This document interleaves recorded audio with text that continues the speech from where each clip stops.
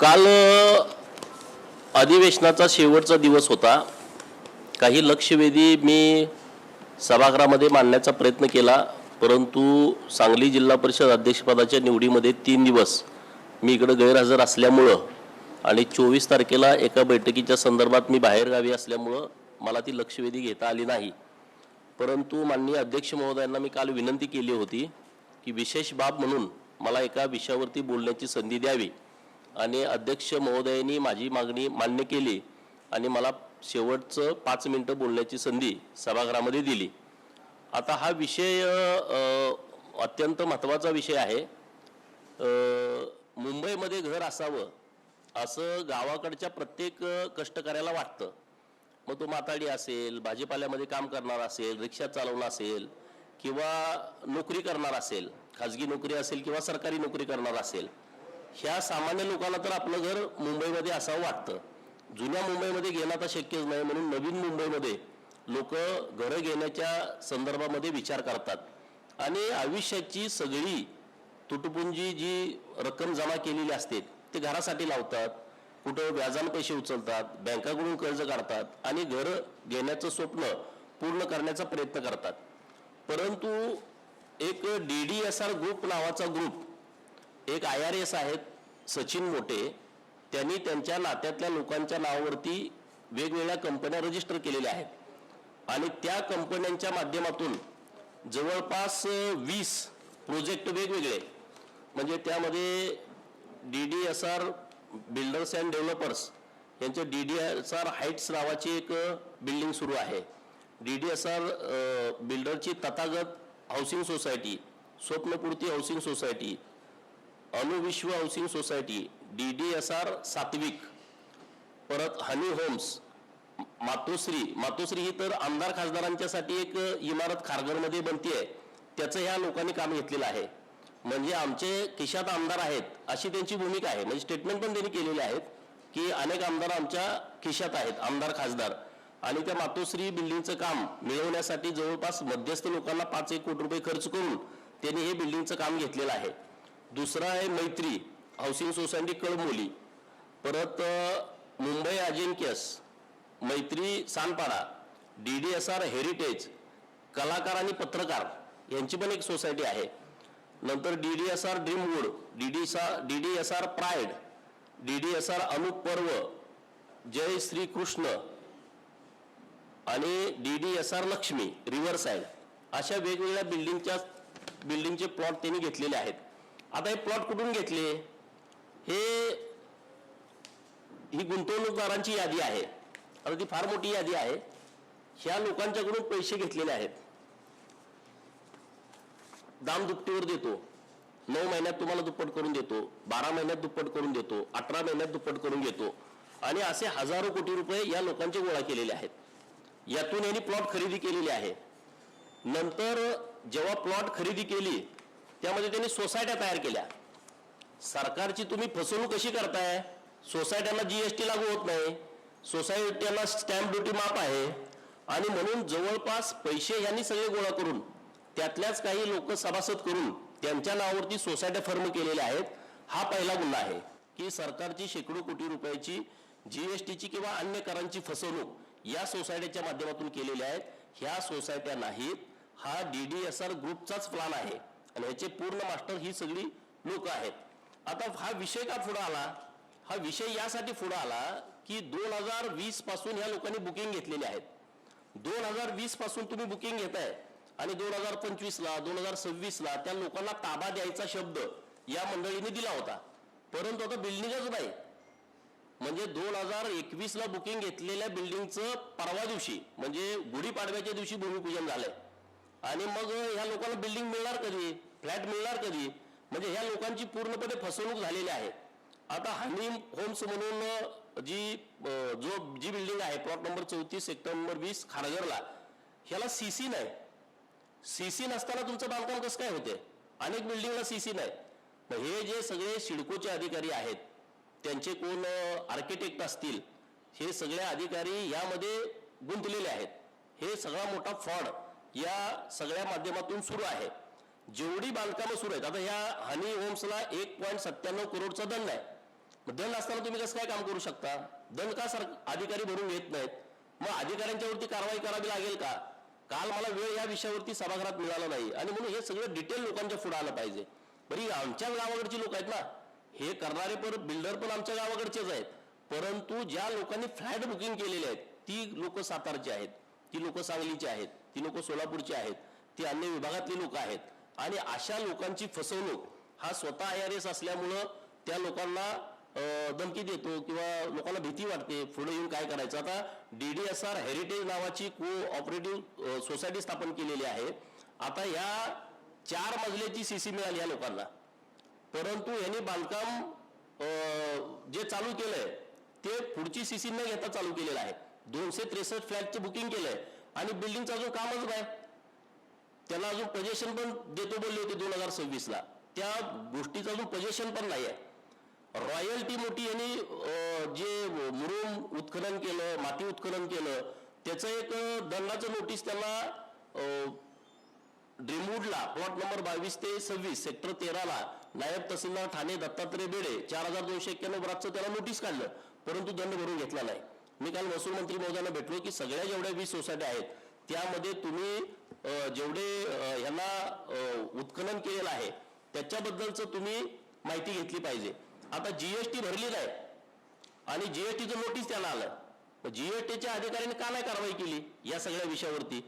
म्हणजे एका बाजूला लोकांच्याकडून करोड रुपये घेत आहेत, त्यांची फसवणूक करतायत आणि त्यांना बिल्डिंगचा ताबा पण देत नाहीत, अजून ते देऊ शकत नाहीत. आता त्यांच्याकडं बिल्डिंग ह्या लोकांची सगळ्या फसवणूक झाल्या 100%.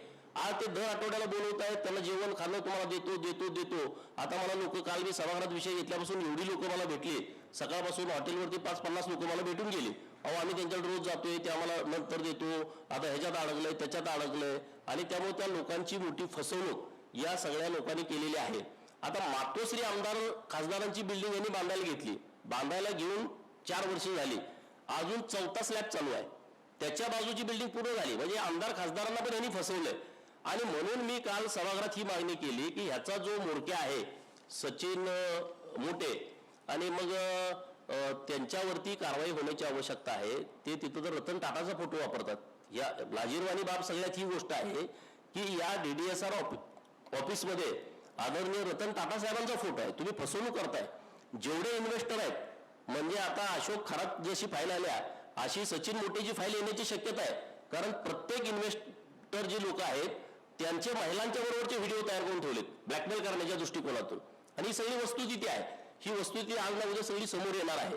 तत्पूर्वी सरकारनं या सगळ्या बाबीमध्ये, कारण CC न देणं, GST न भरणं, रॉयल्टी न भरणं, कुठल्याही परवानग्या न घेता बिल्डिंगचं काम चालू करणं, लोकांचं बुकिंग घेणं परवानगी नसताना, आणि बुकिंग घेऊन 4-4, 5-5 वर्ष झाल्याच्या नंतर सुद्धा त्यांना फ्लॅटचा ताबा न देणं, या संदर्भामध्ये मी काल सभागृहामध्ये मागणी केली होती की सरकारनं या सगळ्या विषयाचा विचार करून सुमोटो यांच्यावरती कारवाई करावी. माननीय मुख्यमंत्री महोदयांना मी धन्यवाद देईन की त्यांनी जॉईंट CP लेवलच्या अधिकाऱ्याच्या माध्यमातून ह्या सगळ्या प्रकरणाची चौकशी करण्याचा शब्द दिलेला आहे. आणि म्हणून आता पुढच्या 4-5 दिवसामध्ये आम्ही ही सगळी डिटेल तक्रार माननीय मुख्यमंत्री महोदयांच्याकडे देतोय. काही तक्रारी आम्ही रितसर दिलेल्या आहेत. या सगळ्या अरे ज्यांच्याकडे चप्पल घालायला नव्हती अशी पोरं 2-2 हजार कोटी येतात कुठून? आज हा जीवन भाई म्हणून आहे, त्याचा नंबर आहे 9619774551. त्याचा दुसरा भाई KP भाई हा 8691885721. ह्यांनी किमान 1000-1500 कोटी रुपये व्हाईट करून दिलेत त्याला. कुठल्या आधारे दिले? एवढे पैसे आले कुठून? हवाला करणारे काही लोक आहेत, त्यांच्याकडे शेकडो कोटी रुपये आलेले आहेत, त्यांचे माझ्याकडे नाव आहेत, त्यांचे माझ्याकडे नंबर आहेत. नंतर मोहित कक्कर नावाचा फायनान्सर आहे, त्यांनी मोठं शेकडो कोटी रुपयाचं फायनान्स यांना केलंय. कुठल्या आधारे केलं? कुठल्या बेसवरती केलं? नंतर SBI बँकेच्या कर्ज काढले काही लोकांनी आणि त्या लोकांचे हप्ते सुरू आहेत. अरे बिल्डिंगच नाही तर हप्ते कसे काय सुरू? पोलीसमध्ये काम करणारी लोक आहेत, त्यांचे हप्ते सुरू आहेत बिल्डिंग मधले, आणि त्या बिल्डिंग मध्ये अजून बांधकामच नाही सुरू झालं आणि तुम्ही त्याच्यावरती डायरेक्ट त्यांच्या पगारातून पैसे कट करता. म्हणजे हे बँकेची लोक सुद्धा या सगळ्या प्रकरणामध्ये दोषी आहेत. कारण सिडकोचे अधिकारी तर यांना पूर्ण मॅनेज आहेत. सिडकोतले अधिकाऱ्यांची इन्व्हेस्टमेंट आहे, काही IPS, काही IRS, काही IAS यांचं यामध्ये पैसे गुंतलेले आहेत आणि ते सगळे प्रकरण हळूहळू या सगळ्या विषयात पुढे येतील. आता कलाकार आणि पत्रकार यांनी पण बुकिंग केलेली आहे. एक त्यांची प्लॉट नंबर 13 सेक्टर नंबर 8 पनवेलमध्ये ही सोसायटी आहे. 2023ला काम सुरू आहे. आता नुसता 4था स्लॅब पडलाय. ताबा देतो देतो देतो म्हणून ते बोलतायत. 2026ला ताबा द्यायचं होतं. आता 2026चा एप्रिल महिना सुरू होतोय आणि अजून त्याचं बांधकाम पण सुरू केलं नाही. म्हणजे त्या बिचाऱ्या पत्रकारांची पण त्यांची फसवणूक केलेली आहे. एजंट लोक जी मोठ्या प्रमाणात त्यांनी इथं बुकिंग दिलेलं आहे. रवीश भाटला आणि अप्रीत भाटला हे जे लोक आहेत ह्यांनी या सगळ्या लोकांची फसवणूक मोठ्या प्रमाणात केलेली आहे. DDSR हेरिटेज आणि DDSR प्राईड ह्या बिल्डिंगच नाहीत आणि त्या शेकडो लोकांचे तुम्ही पैसे घेतलेत. शेकडो लोकांचे पैसे घेतलेत, काम नाही. आता गुढीपाडव्याला या सोसायटीचं काम यांनी सुरू केलंय 19 तारखेला आणि त्यामध्ये कुठलीच परवानगी नाही. हे जे सगळे विषय आहेत या विषयाच्या संदर्भामध्ये मी सभागृहात विषय उचललाय आणि आता पण आपल्या माध्यमातून ज्या लोकांची फसवणूक झालीत त्यांनी घाबरण्याचं कारण नाही आहे. आता सुमोटो कारवाई होणारच आहे. दहिसरला एक त्याच्या बायकोच्या नावावरती एक प्लॉट आहे म्हणजे ते एजन्सीमध्ये, त्याला तर 5 वर्ष झालं त्यांची इन्व्हेस्टमेंट घेतली आहे, त्याला हात वर केला. आता आम्ही तुमचं देऊ शकत नाही. म्हणजे त्या लोकांनी एवढे इन्व्हेस्टमेंट करून सुद्धा त्यांच्या हाताला काही लागणार नाही. असे हे सगळे जे विषय आहेत ते विषय आता रेकॉर्डवरती येण्याची आवश्यकता आहे. बाकीची जी प्रकरणं आहेत, महिलांची फसवणूक करणं, विद्यार्थिनींची फसवणूक करणं, IRS म्हणून त्याला ब्लॅकमेल करणं, त्यांच्यावरती चुकीच्या पद्धतीनं वागणं, हे सगळे विषय समोर येतील. एक अधिकारी आहे माझ्या समाजाचा, क्लास 2 अधिकारी, त्याची बायको पळवून पुण्यामध्ये ठेवणं, त्याचा डिवोर्स घेणं, असे सगळे विषय आहेत. ते मी यथावश्यक पुढच्या काळामध्ये ते सगळे विषय काढेन. परंतु आता लोकांची, गरीब लोकांची मोठी फसवणूक झाल्यामुळं याच्यावरती कारवाई करावी आणि हा दर दिवशी DDSR मध्ये येतो. आणि म्हणजे आम्हाला काय संबंध आहे, मी रेकॉर्डवरती नाही, तर ह्याची सगळी तपासणी झाली पाहिजे. ह्यांचे सगळे कॉल रेकॉर्डिंग, ह्यांचे व्हॉट्सअप कॉलिंग, ह्यांचे DDSR मध्ये किती वेळा ते आले, किती लोकांनी त्यांच्यामुळे इथं फ्रॉड बुकिंग केलेलं आहे, इन्व्हेस्टमेंट केलेलं आहे, हे सगळं पुढे येण्याची आवश्यकता आहे आणि त्यासाठी मी स्वतः या सगळ्या गोष्टीचा पाठपुरावा करतोय.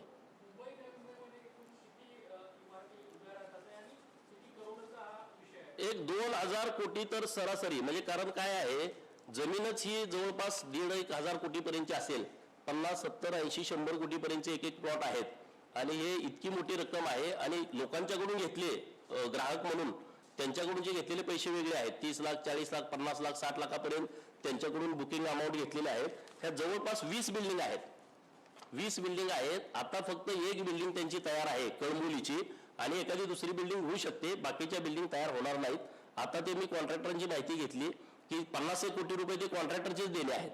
संडास बांधायला 4 माणसं लागतात, ह्यांची बिल्डिंग बांधायला 10-20 माणसं असतात मुंबईमधली बिल्डिंग बांधायला. अशी परिस्थिती इथं आहे. म्हणजे माझं म्हणणं कसं आहे, गावाकडच्या लोकांची तुम्ही फसवणूक करता, मेजसगिरी करता, पैशाची उधळण करता, 10-10 कोटीची घरं गावाकडे बांधलेली आहेत.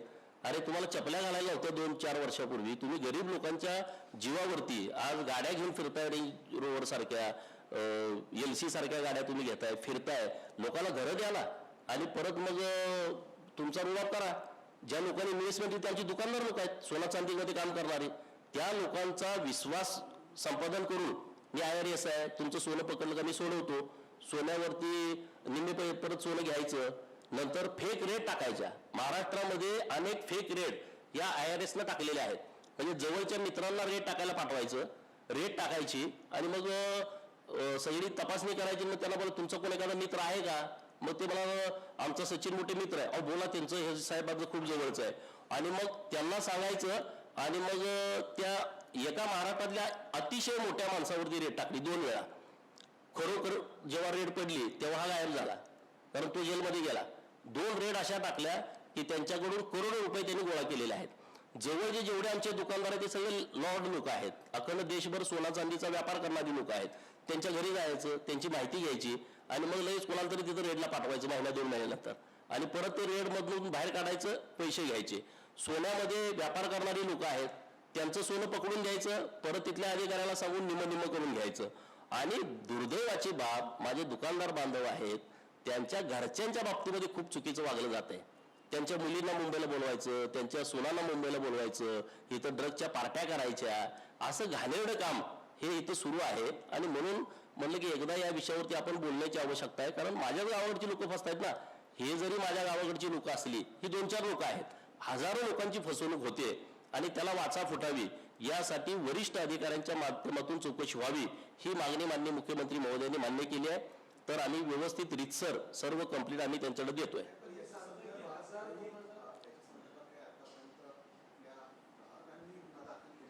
नाही, ग्राहक जेव्हा गुन्हा दाखल करायला जाते तेव्हा ही सगळी लोक यांची चेनच तयार झाली आहे. नवी मुंबईमध्ये सगळे अधिकारी यांना फॉर आहेत. अधिकारी तिथं रोज सिडकोमध्ये कमी, यांच्या ऑफिसला जास्त. मी इथे एखादी नुसती माहिती दिली का लगेच दुसऱ्या मिनिटाला त्यांच्या व्हॉट्सअपला असते. पण ही सगळी चेन तयार झाली आहे आणि त्यामुळं म्हणून मी सभागृहात मागणी अशी केली की ह्याची चौकशी सुमोटो जावा. लोक जर तक्रार द्यायला येतील, आता माझ्याकडे अनेक लोक आलेले आहेत, राहिलेल्या लोकांना माझी विनंती आहे की पुढच्या 8 दिवसात 15 दिवसात तुमचा फ्लॅट कुठे आहे त्यांच्याकडून घ्या. हवेतले फ्लॅट विकतायचे, हवेतले ज्यांना दुप्पट पैसे देतो म्हणले होते त्यांना आता म्हणजे तुमचं दुप्पट झालं तर 11व्या मजल्यावरचा फ्लॅट घ्या. अरे मजलाच तयार नाही तर 11व्या मजल्यावरचा फ्लॅट कुठला घ्या, 22व्या मजल्यावरचा फ्लॅट घ्या. अरे मजला अजून तुमचा खड्डाच काढला नाही आणि तुम्ही 22व्या मजल्यावरचा फ्लॅट विकताय. म्हणजे या महाराष्ट्रात अशी जर फसवणूक होणार असेल तर आम्ही या विषयावरती बोलणं आवश्यक आहे. आणि म्हणून हे सगळं रेकॉर्ड म्हणजे एक ना एक फ्लॅट धारकाचं नाव माझ्याकडे आहे आणि ती सगळी गरीब लोक आहेत, इन्व्हेस्ट करणाऱ्या लोकांची नाव आहेत.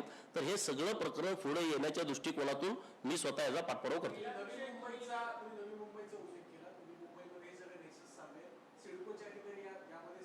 100% असल्याशिवाय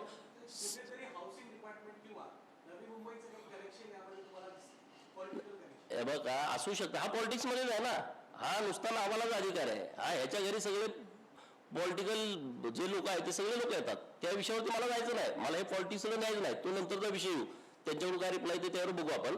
परंतु ही लोकांची जी फसवणूक, अरे आमदाराला फसवताय तुम्ही. आमदारांना तुम्ही 3-4 वर्षापूर्वी त्याचं भूमिपूजन झालंय, आता 4था स्लॅब चालू आहे. आता 3-4 वर्षात मुंबईमध्ये बिल्डिंग होती की नाही होती सांगा. आता मोठेपणा करायचं म्हणून आमदार माझ्या खिशात आहेत म्हणून त्यांनी 3600 रुपये बांधकामाला खर्च येतोय, 2400ला काम घेतलंय. असले सगळे उद्योग आहेत.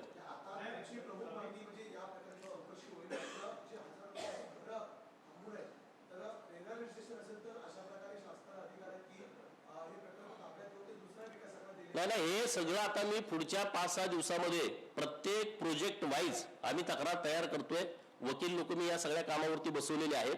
तशा पद्धतीची पूर्ण तक्रार तयार करून माननीय मुख्यमंत्री महोदयांच्याकडे जाणार. माननीय मुख्यमंत्री महोदय ज्या अधिकाऱ्याची नेमणूक करतील त्यांच्यापर्यंत हे सगळे पुरावे देऊन यांच्यावरती कायदेशीर कारवाई झाली पाहिजे. रॉयल्टी बुडवणं, जीएसटी बुडवणं, सीसी नसताना बांधकाम करणं, ओसी नसताना लोकांना ताबा देणं, हे जे सगळे प्रकार आहेत हे सगळे प्रकार सरकारच्या नियमाच्या उल्लंघन करणारे आहेत. किंवा तुमचे स्वतःचे प्लॉट असताना तुम्ही सोसायटी फर्म करणं आणि सरकारच्या कराची फसवणूक करणं याचाही गुन्हा वेगळा दाखल होण्याची आवश्यकता आहे. आणि हे सगळं प्रकरण सरकारने अतिशय सिरियस घेतलेलं आहे आणि यांच्यावरती गुन्हे दाखल होणार, यातून कुणाला सुटका होणार नाही. ह्यांनी काय केलंय, ह्यांनी तिथं मोठेपणा असा केलाय, पैसे लोकांचे आहेत. 70 कोटीचा प्लॉट कॉम्पिटिशन मध्ये 100 कोटीला घ्यायचा आणि तिकडे विक्री करताना 1 कोटीचा फ्लॅट तुम्हाला मी 70 लाखात देतो, 60 लाखात देतो, बुकिंग घ्यायचं, स्वस्त फ्लॅट देतो असं सांगून लोकांचं बुकिंग घेतलंय. आणि त्यामुळे लोकांनी मोठ्या प्रमाणात बुकिंग यांच्याकडे केलेलं आहे आणि त्यामुळे त्यांची फसवणूक होते.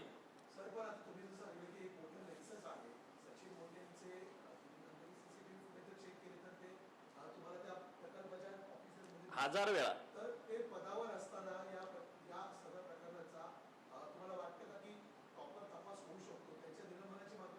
तो निलंबित होईल. प्रकरण खूप येणार आहेत, ह्याच्यावरच नाही अनेक कांड येणार आहेत. महाराष्ट्र हादरल अशा पद्धतीची प्रकरणं आहेत. हा अशोक खरात विरात लोक विसरून जातील, हे विषय डोक्यात ठेवणार नाहीत. अशा पद्धतीची काळी कृती आहेत आणि ते पुढच्या आठवड्यात 15 दिवसात पुढे येतील. दिली ना मी.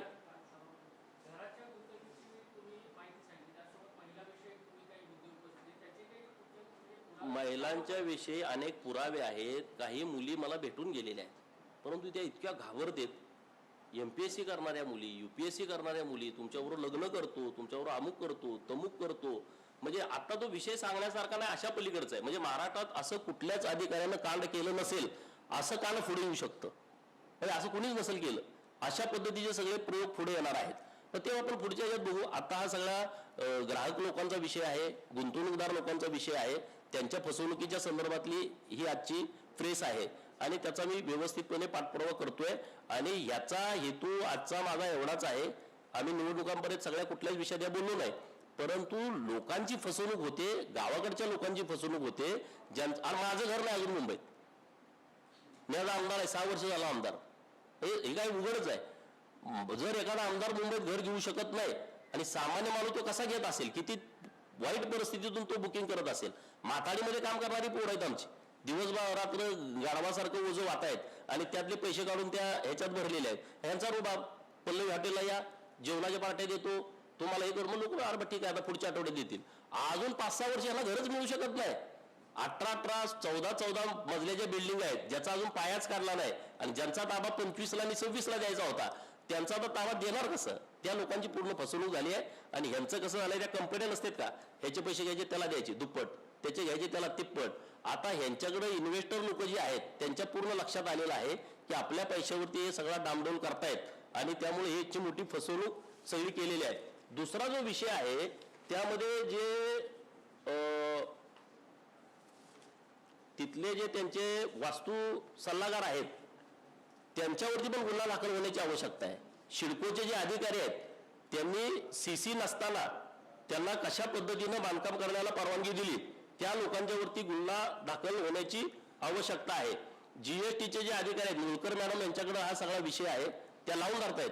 त्या एकदम स्ट्रिक्ट मॅडम आहेत असं मला कळालं, दीपाली पिलारी मॅडम आणि मुलकर मॅडम. तर हे सगळे ह्या विषयात त्यांनी सिरियस घ्यावं. गोडके नावाचा GSTचा कोणतरी कमिशनर आहे, तो त्यांना मदत करतोय. म्हणजे अशी एक अधिकाऱ्यांची मोठी चेन तयार झालेली आहे. तर ह्याच्या संपूर्ण खोलामध्ये आता मी जातोय, आणखी काही माहिती मला प्राप्त होते, त्या पद्धतीनं मी माननीय मुख्यमंत्री महोदय यांच्याकडे ह्या सगळ्या गोष्टींचा तक्रार करेन.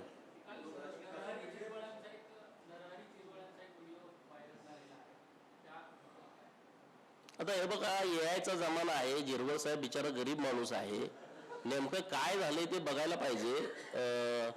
तो खरंच त्या व्हिडिओची सत्यता गरीब बिचारा आहे, सत्यता तपासण्याची आवश्यकता आहे. जे काय असेल ते सत्यता तपासून आमचे वरिष्ठ नेते, आता मी आमदार म्हणून मी एवढ्या मोठ्या विषयावरती काय बोलणार, परंतु आता AI जमाना काय पण येते व्हिडिओमध्ये, त्याचं जरा तपासणी करून त्याच्यावरती वरच्या लोकांनी निर्णय घेतला पाहिजे.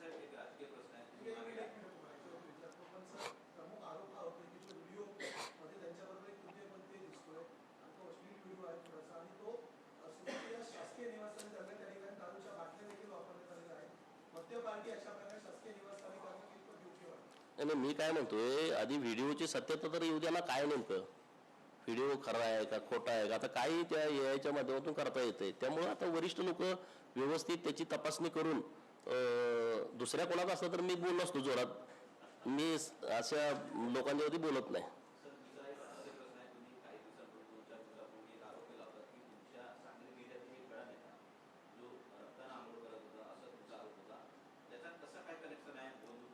बोललो ना मी त्या विषयावरती. हे बघा, विषय माझा प्रश्न काय आहे की ही जी लोक आहेत ती पुरोगामी लोक आहेत. भाषणामध्ये ते काय सांगतायत की फुले शाहू आंबेडकरांचे विचाराचे आम्ही पायिका आहोत. मग तुम्ही पुरोगामी आहात, मग त्या बाबाकडे गेला का? माझा पहिला प्रश्न हा आहे. म्हणजे एक तर तुम्ही पुरोगामी नाही, मताच्या राजकारणासाठी तुम्ही पुरोगामी आहात असं महाराष्ट्रातल्या लोकांना सांगता. तुम्ही देव धर्म मानत नाही, देवाला तुम्ही शिव्या देणाऱ्या लोकांच्या सोबत असता, आणि मग अशा बोंडूबाबाची तुम्हाला गरज का पडली? हा माझा साधा सोपा प्रश्न आहे आणि त्याच्याबद्दल मी व्यवस्थित बोललोय.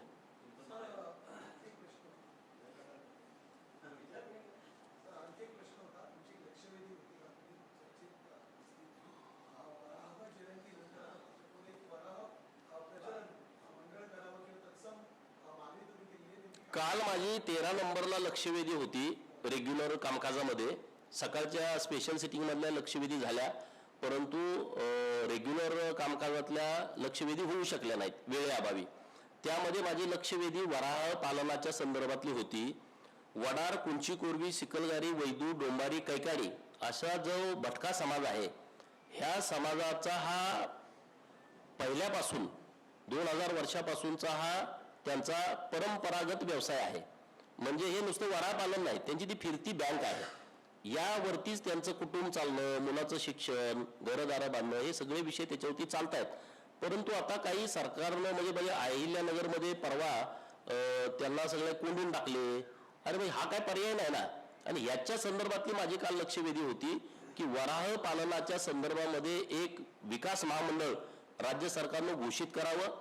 हे सगळे भटक्या समाजातली लोक आहेत, यांच्याकडे जमीन नाही, यांना वराह पालन करण्याच्या दृष्टिकोनातून राज्य सरकारनं जमीन उपलब्ध करून द्यावी आणि त्यांना आर्थिक सहाय्य करावं, अशा पद्धतीची एक लक्षवेधी मी काल सभागृहाने मांडली होती. आणि या सगळ्या विषयामध्ये स्वतंत्र महामंडळ स्थापन करून त्याला मोठं आर्थिक बजेट द्यावं, त्याला अध्यक्ष उपाध्यक्ष द्यावा, त्याला राज्यमंत्री पदाचा दर्जा द्यावा, अशा पद्धतीची माझी काल लक्षवेधी होती. परंतु वेळेअभावी ती झाली नाही. परंतु मी आता या सगळ्या विषयामध्ये पाठपुरावा करणार आहे. आता हे माननीय पशुसंवर्धन मंत्री महोदयांचा विषय आहे, मी त्यांच्याकडे पाठपुरावा करेन, मुख्यमंत्री महोदयांच्याकडे पण करेन.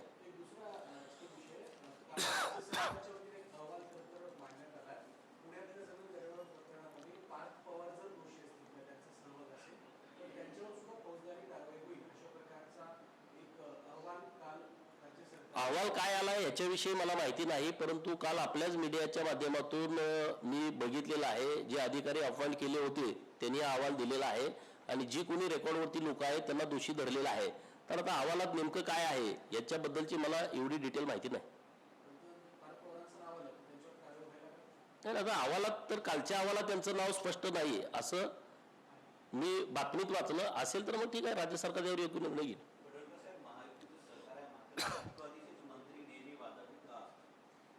आता हे राष्ट्रवादीवाल्याला विचारा ना. चला,